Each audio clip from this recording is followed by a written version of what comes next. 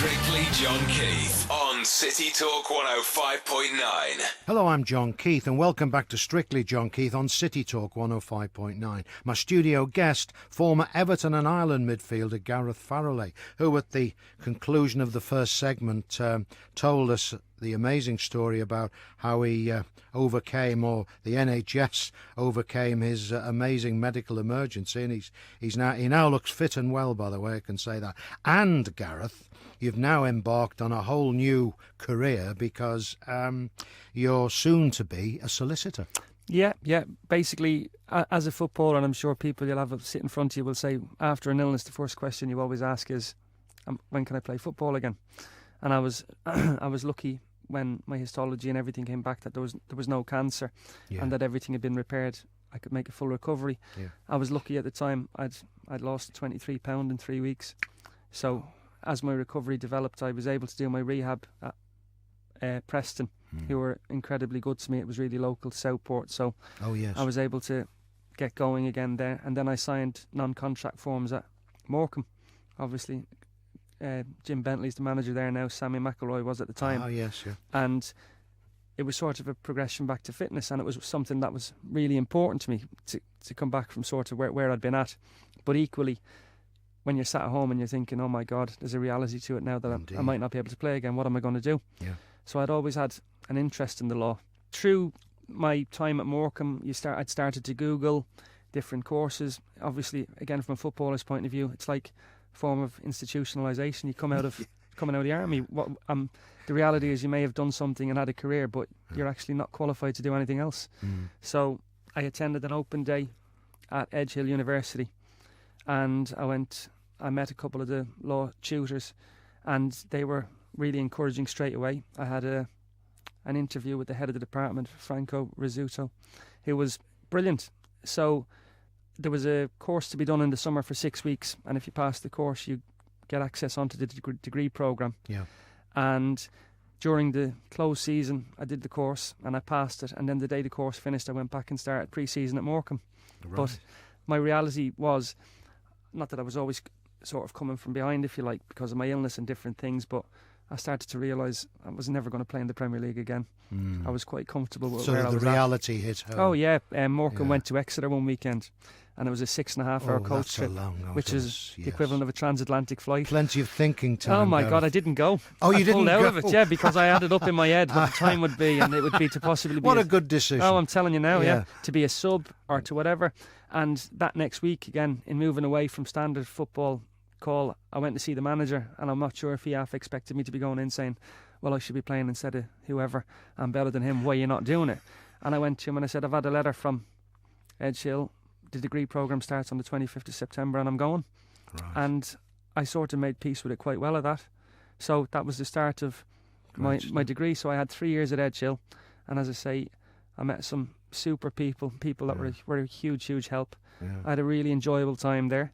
And it's a burgeoning university, Edge Hill, isn't it? It's incredible, and the growth really and expanse it's done, but the people are very, very grounded, very humble, very ambitious. So I had a great time there. Yeah. And then, as I say, in some ways it's easier to become a footballer than a solicitor. There's a year to be done then at law school as a solicitor, which I'm doing at the moment. Yeah.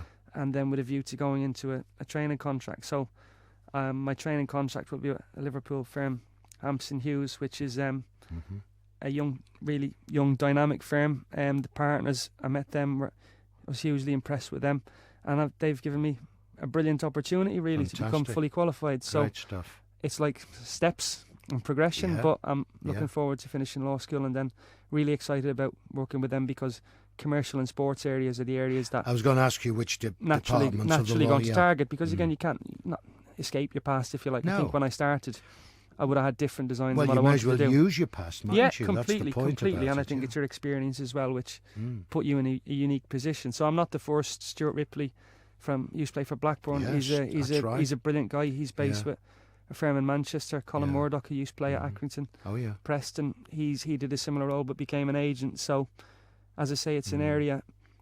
From my point of view, I've been lucky, because I know ex-footballers, when they reach that juncture, there's natural routes, coaching, management. I did those things early, so yes, I liked it, and I think that's helped me a little bit. Yeah.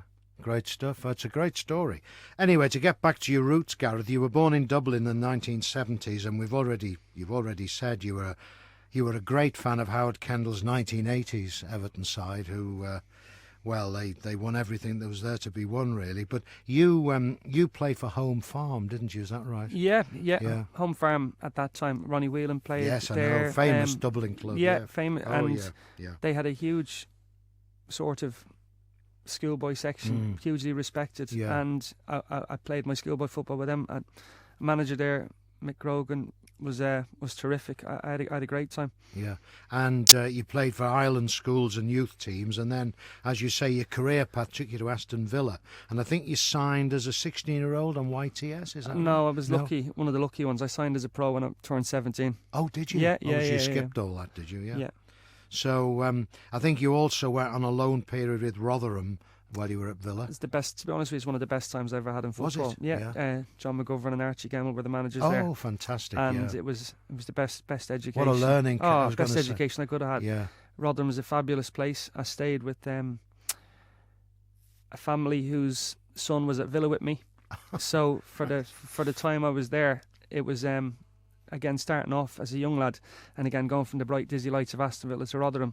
I had a brilliant time there. That's fabulous. And it was great. Yeah. But again, great way to learn. Yes. With people like that around, European Cup winners. Yeah. And it was I had people who I played with, the team, that group at that time. I had a fabulous time. Yeah. But I mean, when you say to learn, you also have to be receptive to learning, don't you? You have to open it up for you to take it on board. But like you say, that type of environment promotes that. Yes. And as I say, I went in there, I made my actual league debut at Bristol Rovers for like 10-15 minutes, and then I played 10 games. So again, coming from can I do it, will I be able to do it, I'm not really getting where I want to get at Villa, to go away and be able to answer the questions in a positive way. Yes, it was a terrific time. Great stuff.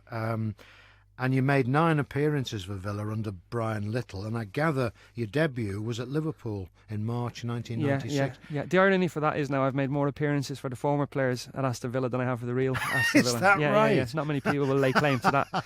No, but that was a Villa team at the time that was very, very successful. Although you lost 3-0 that day, I think. Yeah, but I'll never forget that Alan Evans was the assistant manager at the time. And I got told in the morning that I was going to be playing after the pre-match meal, and before the game, Alan Evans said to me, Gareth, it might be a little bit tough today, but he said the first 10 minutes will be hard, but after that you're going to be okay.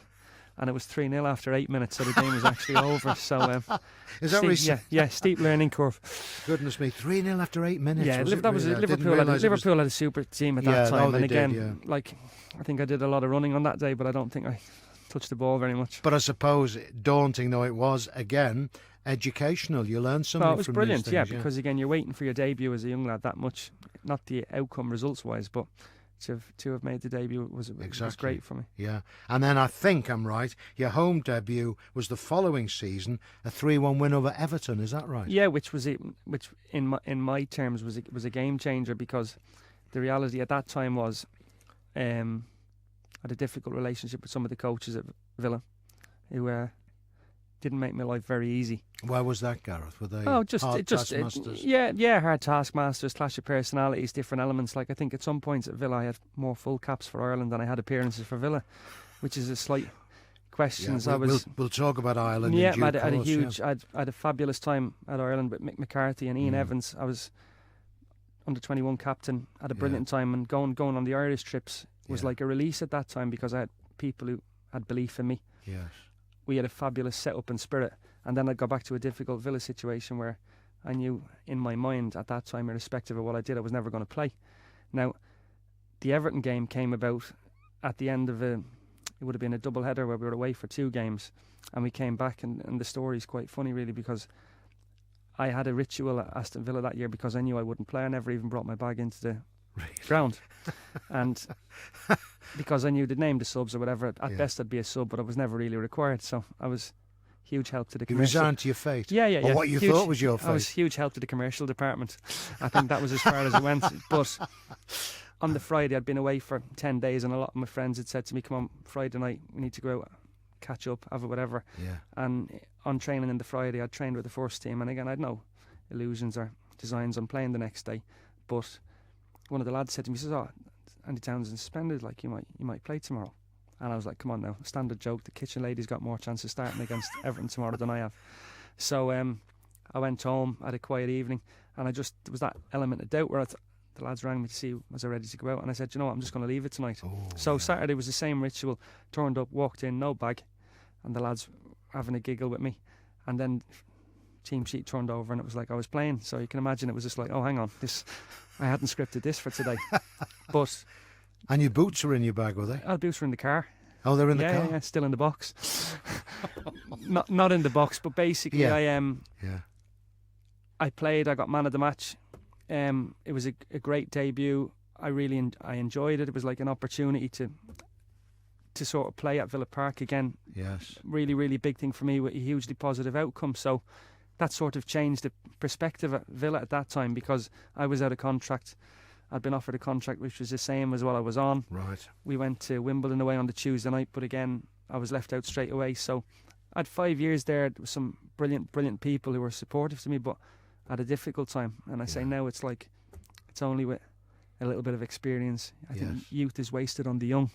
Yes. Sometimes that you realise I probably engineered and created some situations for myself that I possibly shouldn't have. Yeah, but clearly Howard was, or rather Everton were reminded that day of what he could do, because it was shortly after that Howard came in.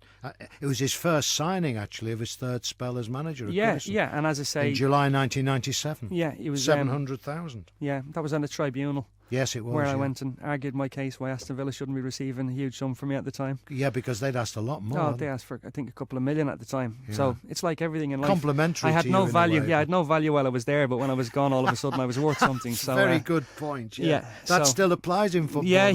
I think, although I think the figures have gone a little bit silly. Oh now. yeah, definitely. Yeah. So and again, that was a different experience, because once, as I said earlier, once I knew Everton were there, there was never really going to be another team from me. Right, well, there we are. We've got you to Everton. I'm talking to Gareth Farrelly, the former Everton and Ireland midfielder. We'll be talking more to Gareth after this break. Don't go away. This is Strictly John Keith on City Talk 105.9.